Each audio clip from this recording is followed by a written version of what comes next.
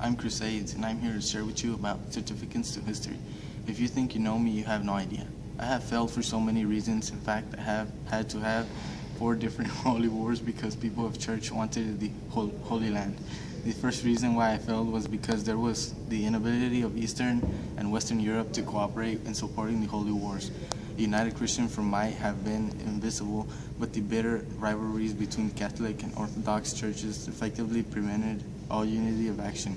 After the First Crusade, the emperors at Constantinople rarely assisted the Crusaders and often secretly hindered them.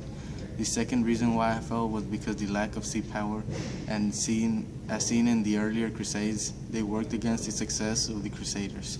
Instead of being able to go by water directly to Syria, it was necessary to follow the long overland route from France or Germany through Hungary, Bulgaria, and territory of the Byzantine Empire and the deserts and mountains of Asia Minor. The armies that reached their destination after this long march were in no condition for effective campaigning. The very last reason why I fell was because Crusaders were never numerous enough to effectively colonize so large a country as Syria and absorb its Muslim population.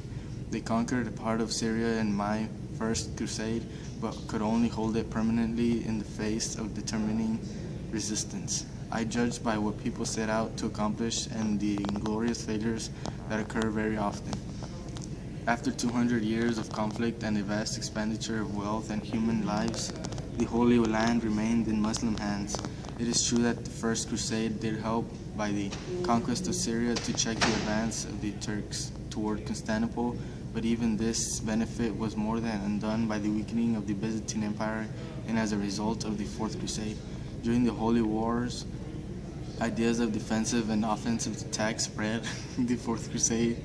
For example, the Muslims improved their battle strategies and fortifications. It also allowed a connection of cultures and the ability to learn each other's cultures. Why I stopped in spite of the above reasons was because the Christians of Europe might have continued their efforts to recover the Holy Land had they not lost faith in the movement, but after 2 centuries the old crusading enthusiasm died out. The old ideal of the crusade as the way of God lost its spell.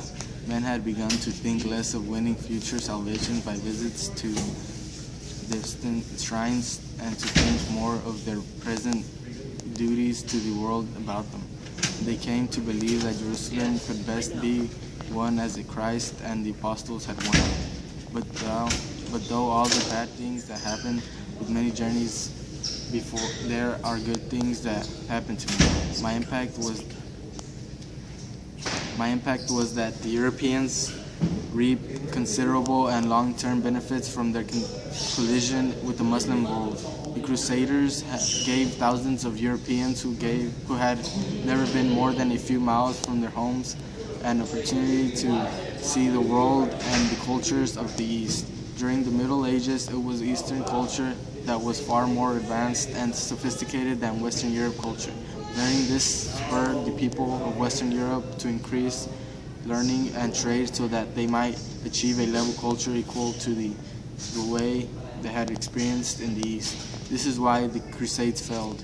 So if you thought you knew me, you have no idea.